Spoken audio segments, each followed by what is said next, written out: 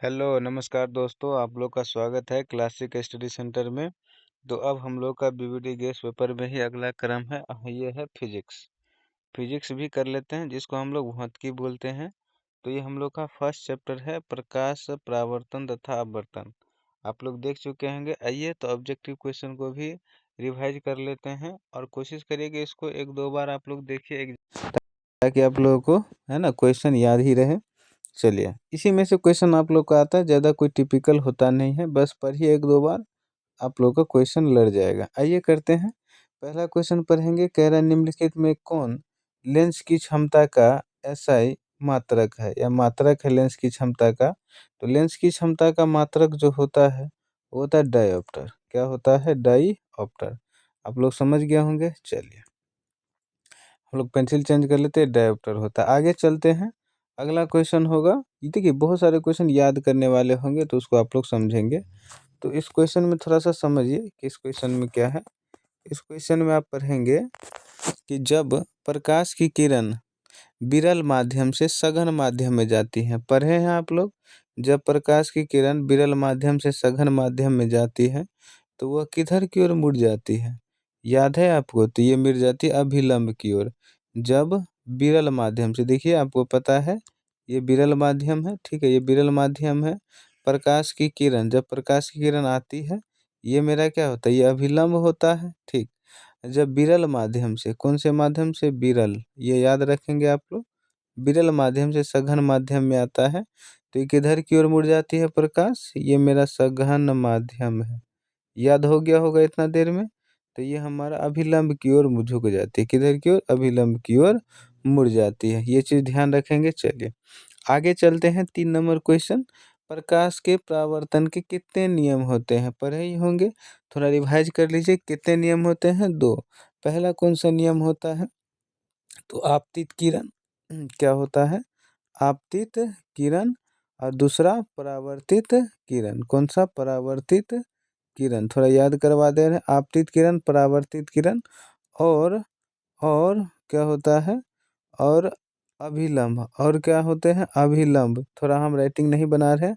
अभिलंब। तीनों क्या होते हैं? एक ही तल में होते हैं। तीनों एक ही तल में होते हैं। आपको समझ में आ गया होगा। अच्छा, दूसरा आप क्या पढ़े हैं? जो आपतन कोण की ज्या, परावर्तन कोण की ज्या के क्या होता है? बराबर। साइन ए बराबर साइन आर पढ़े होंगे, ठीक है। साइन ए बराबर साइन आर, यानी आपतन कोण की ज्या परावर्तन कोण की ज्या बराबर होता है, या आपतन कोण के बराबर परावर्तन कोण होते हैं। चलिए, तो इसमें कौन सा हो जाएगा? 2। आगे चलते हैं। 4 नंबर पढ़ेंगे। हजामत दाढ़ी बनाने के लिए कौन सा दर्पण उपयोग करता है? तो कौन सा? ऑप्शन नंबर सी, अवतल दर्पण का उपयोग करता है। आप लोग समझ गए होंगे। अगला क्वेश्चन का होगा 5 नंबर। यदि किसी बिंब का प्रतिबिंब, यानी कोई वस्तु है, किस उसका प्रतिबिंब का आवर्धन ऋणात्मक होता है, तो उस प्रतिबिंब की प्रकृति क्या होगी? तो जब आवर्धन ऋणात्मक होता है, तो जब आवर्धन ऋणात्मक होता है तो आप क्या पढ़ेंगे कि वस्तु कैसा होता है? वास्तविक एवं उल्टा। इसको याद रखेंगे, वास्तविक एवं उल्टा। वास्तविक एवं उल्टा। तो कहाँ है वास्तविक एवं उल्टा? कौन से ऑप्शन में है? ऑप्शन नंबर ए में दिया हुआ है। अगर आप ऑप्शन को मिलाना चाहें तो जी बिल्कुल, ऑप्शन नंबर ए में है। आगे चलते हैं। 6 नंबर क्वेश्चन। देखिए ये सब ध्यान रखने वाली चीजें हैं और आप लोग पढ़े ही होंगे। इसमें देखेंगे 6 नंबर क्वेश्चन, आप लोग पढ़ेंगे अच्छी तरीका से। क्या कह रहा है? किसी बिंब का अवतल दर्पण। बिंब का मतलब आप समझिएगा वस्तु। किसी वस्तु का अवतल दर्पण द्वारा प्रतिबिंब आभासी, सीधा और बिंब से बड़ा पाया गया, तो वस्तु की स्थिति कहाँ होगी? आप याद करिए, आप सारे कंडीशन अवतल दर्पण का पढ़ चुके हैं, ठीक है जी। आप सारे कौन सा कंडीशन आप पढ़ चुके हैं अवतल दर्पण का? अवतल दर्पण का कंडीशन आप पढ़े होंगे कि ये अवतल दर्पण है, और इसमें जो है वस्तु आभासी, सीधा तथा बिंब से बड़ा कब होता है? जब वस्तु दर्पण और ध्रुव, दर्पण के ध्रुव तथा मुख्य फोकस के बीच होता है। तो दर्पण का ध्रुव कहाँ होता है? यहाँ होता है ध्रुव। ये पी पॉइंट, ये ध्रुव होता है, पी पॉइंट इसको बोलते हैं। और मुख्य फोकस के बीच में, तो मुख्य फोकस मेरा ये होता। जब इनके बीच में वस्तु होता है तब इनका क्या होता है? प्रतिबिंब आभासी, सीधा तथा वस्तु से बड़ा होता है। तो ये कंडीशन कहाँ है? ऑप्शन नंबर डी में। आगे चलते हैं 7 नंबर, फोकस दूरी 20 सेंटीमीटर के अवतल दर्पण की वक्रता त्रिज्या क्या होगी? तो ये तो आप पढ़े ही होंगे। इसका क्या पढ़े? इसमें आप लोग देखेंगे कि हमें निकालना क्या है? वक्रता त्रिज्या।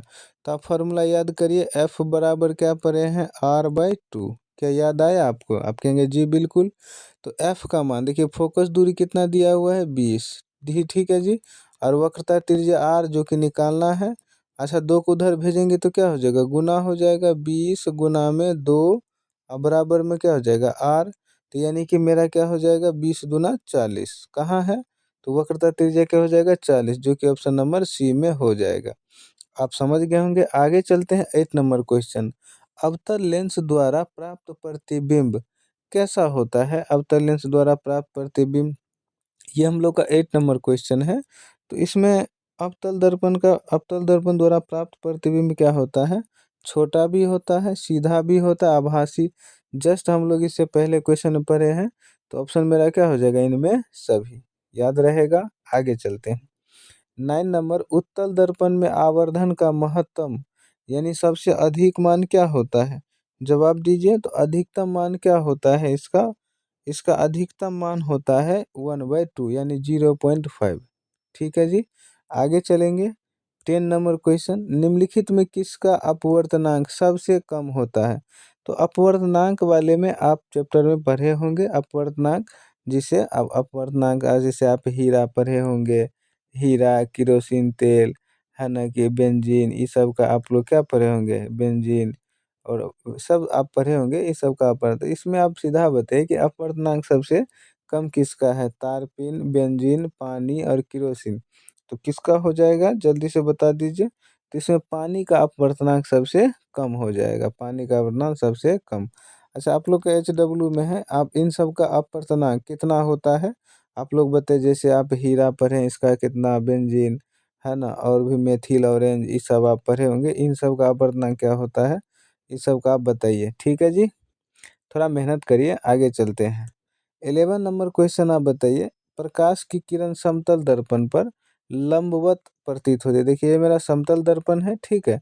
और इस पर सीधे सीधे ऐसे प्रकाश को, है ना, लंबवत, है ना, इस पर आपतित करवा रहे हैं। अब किरण आ रही है, आपतित हो रही है। तो इसका परावर्तन कोण का मान क्या होगा? देखिए, जब प्रकाश ऐसे सीधे आएगी तो सीधे लौट जाएगी। क्या होगी?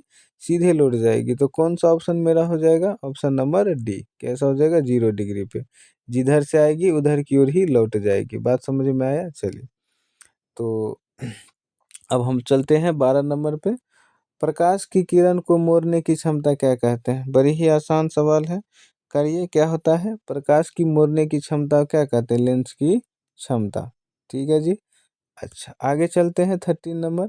वायु का निरपेक्ष अपवर्तनांक वास्तव में होता है? तो वायु का जो निरपेक्ष अपवर्तनांक वास्तव में होता है वो 1 से अधिक होता है। याद रखेंगे। 14 नंबर, नेक्स्ट चलते हैं। 14 नंबर, वायु में अभिसारी लेंस है।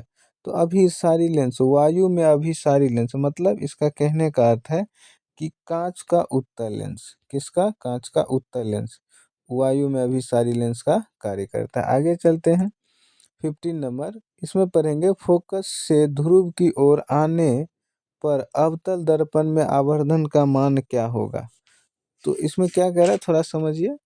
फोकस फोकस से ध्रुव की ओर आने पर फोकस से ध्रुव की ओर आने पर अवतल दर्पण में आवर्धन का मान क्या होगा? बढ़ता है। आप आवर्धन पढ़े होंगे, उत्तल और अवतल दर्पण में दोनों। ठीक है, आवर्धन। ठीक है जी। चलिए, ध्यान रखेंगे आवर्धन। चलिए आगे चलते हैं। इस ऑप्शन भी देख लेते हैं। हाँ, ऑप्शन नंबर ए ठीक है। आगे चलते हैं 16 नंबर देखे हैं। अवतल दर्पण का निचला आधा भाग, कौन सा भाग भैया? अवतल दर्पण का निचला आधा भाग टूट जाता है। अवतल दर्पण जैसे ये है मेरा, ठीक है। इसका आधा वाला भाग टूट गया, तो इसको तोड़ देते। आधा लो भैया, आधा भाग टूट गया। तो प्रतिबिंब कैसा बनेगा? तो कैसा प्रतिबिंब बनेगा? तो ये कम तीव्र का बनेगा। चम्मच को तोड़ लीजिएगा। जैसे ये मेरा चम्मच है, चम्मच आप लोग एग्जाम्पल में पढ़ेंगे कि ये मेरा चम्मच है, कुछ इस प्रकार से होता है। पूरा प्रॉपर नहीं बना पाएंगे, थोड़ा आप लोग समझना है। ठीक है, ये जैसे चम्मच है, तो चम्मच में देखिए इधर वाला पार्ट कौन सा होता है, ये तो उत्तल होता है, इधर वाला पार्ट उत्तल होता है और ये धंसा हुआ पार्ट क्या होता है, अवतल। तो टूटे हुए चम्मच आधे चम्मच में अगर आप देखेंगे, आधे चम्मच में आधा चम्मच हम इसको ले लेते हैं इतना ही पार्ट में, तो इसमें कैसा प्रतिबिंब आपको दिखेगा, तो ये कम तीव्र का बनेगा। कैसा बनेगा, कम तीव्र का। तो ध्यान रखेंगे।